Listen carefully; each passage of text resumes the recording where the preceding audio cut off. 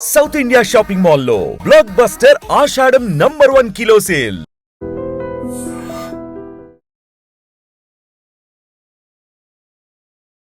Welcome to iDream. నా పేరు లుంబిని. స్టాక్స్లో ఇన్వెస్ట్ చేయాలనుకుంటున్నారా, లేదా ఇప్పుడిప్పుడే స్టార్ట్ చేద్దామని అనుకుంటున్నారా? వెల్, మీకోసమే లేటెస్ట్ అప్డేట్స్. ఈరోజు మనతో పాటు stock market senior analyst Shri Ramachandramurthy గారు ఉన్నారు. ఆయనతో మాట్లాడదాం. Hello sir, how you? Fine అండి, బాగున్నారా? Yes sir. So first of all, ఇప్పుడు మనకు national stock exchange at the same time Bombay stock exchange చూసుకుంటే కంప్లీట్గా 8,000 కంపెనీస్ ఉన్నాయి కదా లిస్ట్ అయ్యి.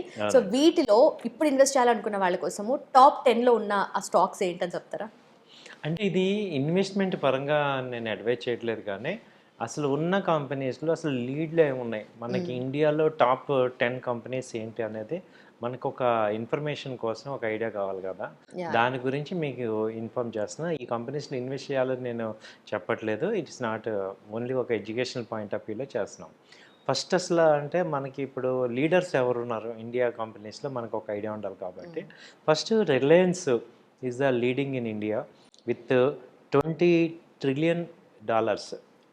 సో 20 ట్రిలియన్ మార్కెట్ క్యాపిటలైజేషన్ ఉందన్నమాట రిలయన్స్ ఇండస్ట్రీస్. మనకు తెలిసిందే. ఇప్పుడు రిలయన్స్తో ఏంటంటే ఇప్పుడు జియో కూడా, రిలయన్స్ జియో కలిపి యాడ్ అవటం వల్ల ఇది ఇప్పుడు లీడింగ్కి వచ్చింది, దాదాపు 20 trillions. And last quarter results కూడా చాలా బాగా వచ్చాయి. సో నెక్స్ట్ వచ్చి HDFC bank. So HDFC bank వచ్చి $16.5 trillion మార్కెట్ క్యాపిటలైజేషన్ ఉన్న కంపెనీ అనమాట. ఇండియాలో సెకండ్ లార్జెస్ట్ కంపెనీ. థర్డ్ వచ్చి భారత్ ఎయిర్టెల్. ఇది యాక్చువల్గా అంతకుముందు లాస్ట్ ఇయర్ అలా 6th 7th పొజిషన్లో ఉండేది, ఇప్పుడు ఇది థర్డ్ పొజిషన్కి వచ్చింది భారత్ ఎయిర్టెల్. సో ఇది కూడా 12.24 trillion అనమాట ఇది. దాని తర్వాత టీసీఎస్ యాక్చువల్గా థర్డ్లో ఉండేది, ఇప్పుడు ఫోర్త్కి వచ్చింది. టీసీఎస్ వచ్చి $12.2 trillion దాని మార్కెట్ క్యాపిటలైజేషన్. ఆ తర్వాత వచ్చి ఐసిఐసిఐ బ్యాంక్. ఇది 5th లార్జెస్ట్ కంపెనీ ఇండియాలో విత్ $10.02 trillion.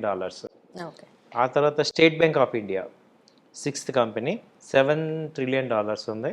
దాని తర్వాత వచ్చి ఇన్ఫోసిస్, అది $6 trillion. దాని తర్వాత బజాజ్ ఫైనాన్స్ వచ్చి $5 trillion మార్కెట్ క్యాపిటలైజేషన్. సో ఇవండి టాప్ 10 కంపెనీస్ ఇండియా మొత్తం మీద చూస్తే ఈ 10 కంపెనీస్ ఉన్నాయి. బట్ దీంట్లో నిజంగా చూస్తుంటేనే బ్యాంక్స్ కూడా ఆల్మోస్ట్ లీడింగ్ లో కనిపిస్తున్నాయి. అవునండి. హెచ్డిఎఫ్సి కానీ, ICICI and also state SBI. Bank, Bajaj దానికి ఫైనాన్స్, reason? ఫైనాన్షియల్ సెక్టరే 50% పార్టిసిపేట్ చేస్తుంది. ఓకే. హెచ్డిఎఫ్సి బ్యాంక్ కానీ, ఆ తర్వాత ఈ ICICI bank, state bank, Bajaj finance. So IT 2 కంపెనీలు ఉన్నాయి, TCS, Infosys. So Reliance industries, Bharat Airtel తీసుకుంటే కమ్యూనికేషన్ 2 ఉన్నాయి. ఓకే. సో మేజర్ సెగ్మెంట్స్ అన్నీ కూడా బ్యాంకింగ్ దాదాపు 50% వచ్చే చూస్తే, అలాగే ఐటీ సెక్టర్ 25%, అలాగే ఫైనాన్స్ ఈ కమ్యూనికేషన్ సెక్టర్ 25%.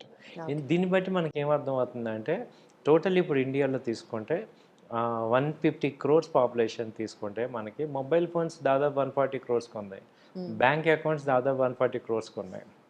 అలాగే 2 వీలర్స్, ఎనర్జీ సెక్టర్, ఫ్యూయల్ ఎక్కువ మంది వాడుతున్నారు.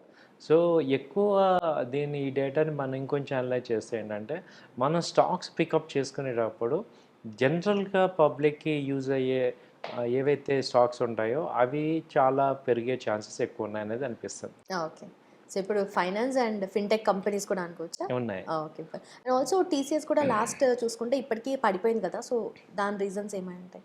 టీసీఎస్ అంటే ఐటీ కంపెనీస్ అన్నీ కూడా కొంత మందగమనంలోకి వచ్చాయి, ఎందుకంటే ఆర్థిక మాంద్యం అన్ని, తర్వాత ఈ ఇంటర్నేషనల్గా బిజినెస్ లేదు. ఇజ్రాయెల్ వారు, ఇరాన్ బాగా వార్ రావటం, అలాగే రష్యా ఉక్రెయిన్ వార్ రావడంతో వీళ్ళకి ఆపర్చునిటీస్ డిమాండ్ తగ్గింది. దానివల్ల గ్లోబల్ ఐటీయే కొంచెం కొంచెం స్లగ్గిష్లో ఉంది.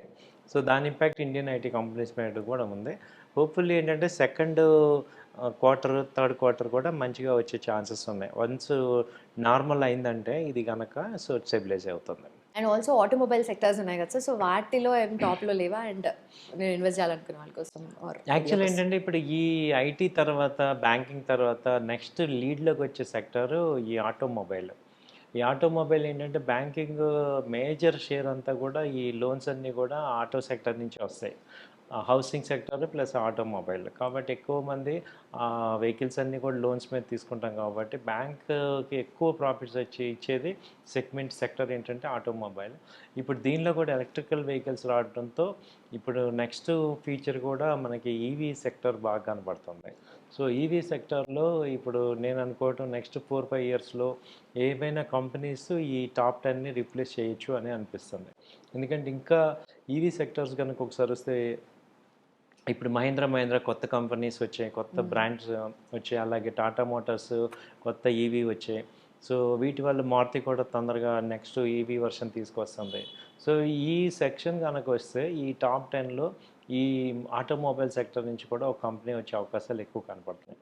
ఎందుకంటే మనము అబ్జర్వ్ చేసింది ఏంటంటే ఎక్కువ మంది ఏదైతే వినియోగదారులు ఉన్నారో ఆ కంపెనీ ఇలా స్ట్రాంగ్గా లార్జ్ క్యాప్ లీడింగ్లో ఉంది.